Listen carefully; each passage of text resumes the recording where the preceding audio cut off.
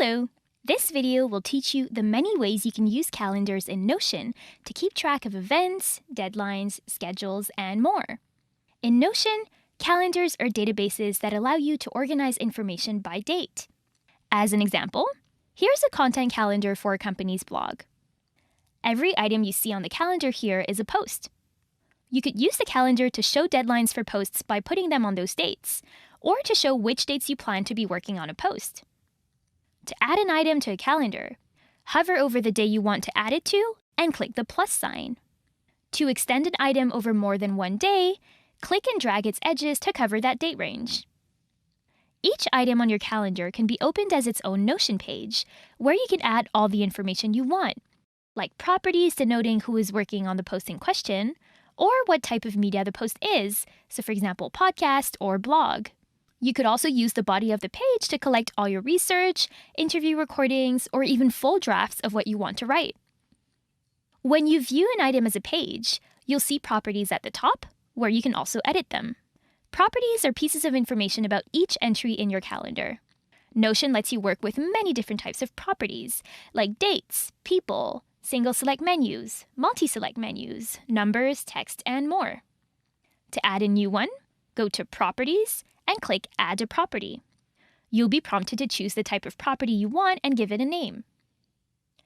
A nice thing about properties is that you can decide whether to show them or not on your calendar. To do this, toggle on the properties you want to show and toggle off the properties you want to hide. Should you only want to display your page title, just toggle everything off. In order to use a calendar, your database must contain at least one date property. If you decide to add another date property to your database, you'll see this drop-down appear. Another calendar will be created in parallel around the second date property. In this example, we have two date properties, deadline and publication date. So we also have two calendars, the one showing all deadlines and the one showing all publication dates. You can switch between the two with just a couple of clicks. Just like other types of databases in Notion, you can filter calendars to only show items that fit specific criteria.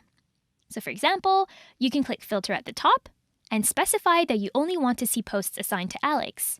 Your calendar will change in real time. Finally, let's talk about views. A calendar is one of multiple kinds of database views you can create with Notion. You could also view the same data in a table, on a board, in a list, etc. Calendars just make it easier to see your information organized by date specifically. To create a different view of your calendar, click Add a View at the top left. You can choose which type of view you want and give it a name.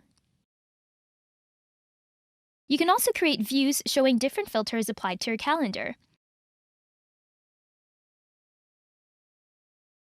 Then switch seamlessly between them using the View menu. That's pretty much it. If you want to learn more about other types of database views, you can watch our tables, gallery, lists, and boards video. Hope this helps you and your team stay on schedule.